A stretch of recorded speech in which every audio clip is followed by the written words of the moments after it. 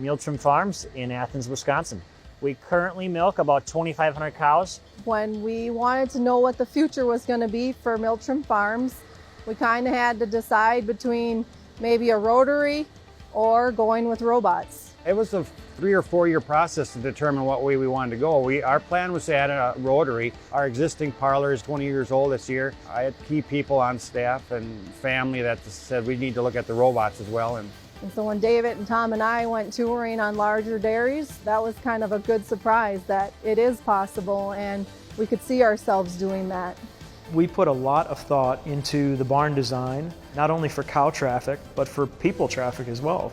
So when we walk down the feed alley of this barn, what you'll see is a 3-robot capital L shape. There's a tremendous amount of room in front of the robots for the cows to move in and out. All 3 of the robots are in one configuration, so they're all either left-hand or right-hand robots in that pen.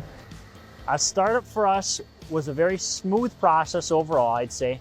So our startup process is led by Jackie. She's our FMS advisor.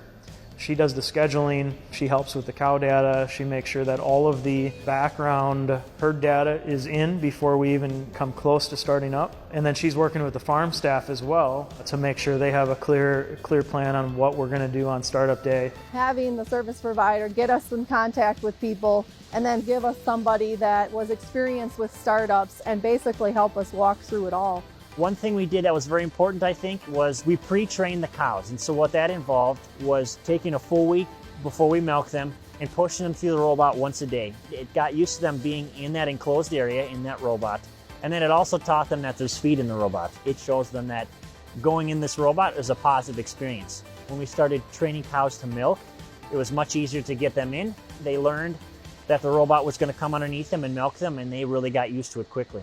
Before it was just getting cows in and you weren't able to work in all the details as much, and now we've just really settled in and all the cows are getting exactly what they need all the time. There's a few things that we've learned that we would do different. We're putting in a Lely Cosmics to train all of our pre-fresh heifers. When we start up the next 12 robots in the future, I think that's really going to help the transition and make the cows feel more comfortable than ever.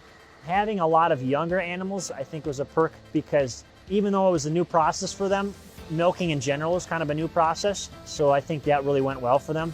The older animals took to it after a while, but it took them longer.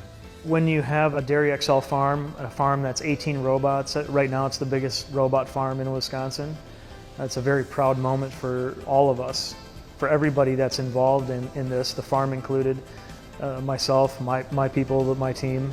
It's a very proud moment to be a part of something like this. I mean, truly making history in milking cows robotically.